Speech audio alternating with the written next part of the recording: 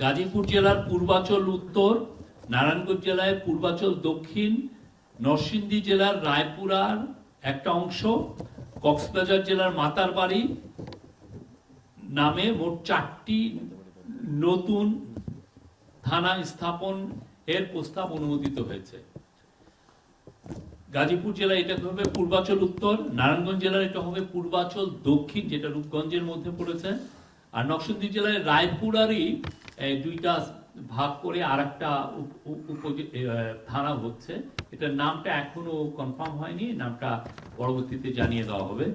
আর কক্সবাজার জেলার মাতারবাড়ি থানা, আপনি জানেন মাতারবাড়িতে খুব আমরা ডিপ সি পোর্ট করছি, অনেকগুলো ইম্পর্টেন্ট কি পয়েন্ট ইনস্টলেশন আছে, যেখানে অনেকগুলো বড় বড় পাওয়ার প্ল্যান্ট আছে, অন্যান্য লজিস্টিক্যাল ফ্যাসিলিটিস তৈরি করা হচ্ছে, ওইখানে ফিশিং একটা হাব তৈরি করা হবে।